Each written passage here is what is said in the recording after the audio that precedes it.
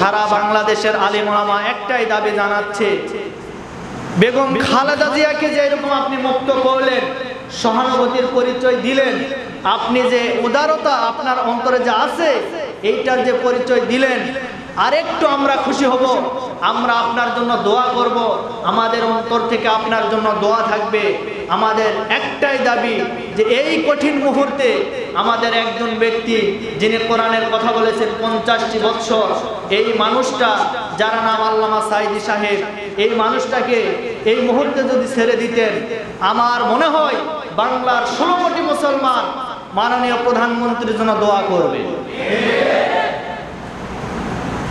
কারণ এমন একটা মুহূর্ত, এই মুহূর্ত বার্ধক্যে উপনীত হয়েছে, সে এখন বার্ধক্যে উপনীত হয়েছে, সে একা একা চলতেও পারে না, তাকে আপনার ধরে ধরে চেয়ারে উঠাতে হয়, অন্য জায়গায় নিয়ে যেতে হয়।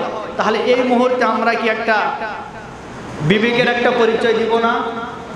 কি দিতে পারি না?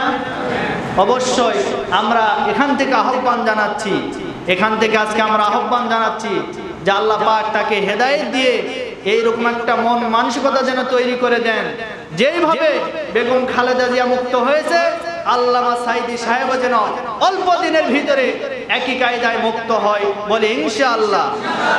আল্লাহ কবুল করে, বলে আল্লাহুম্মা আমিন।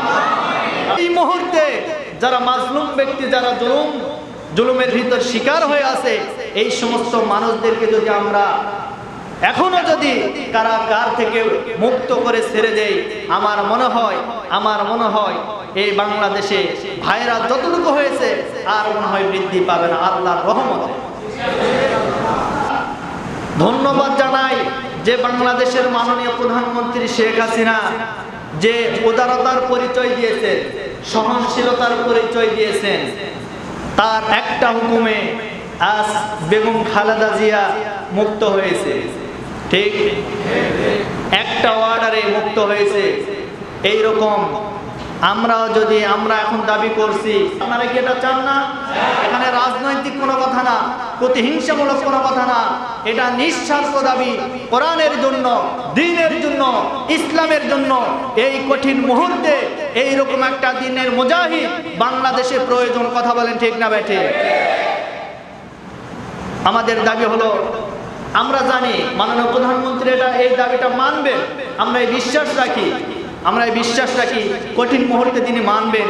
কারণ অন্যান্য দেশে আপনার ইরানে 10,000 বন্দীকে ইরানের সরকার কারা মুক্ত করে দিয়েছে করোনা ভাইরাসের কারণে। হয়তোবা ভিতরে থাকলে আরো বৃদ্ধি পেতে পারে, অতএব তাদেরকে মুক্ত করে দিয়ে স্বাধীন করে দেওয়া হয়েছে যে তোমরা বাসাতে ফিরে চলে যাও।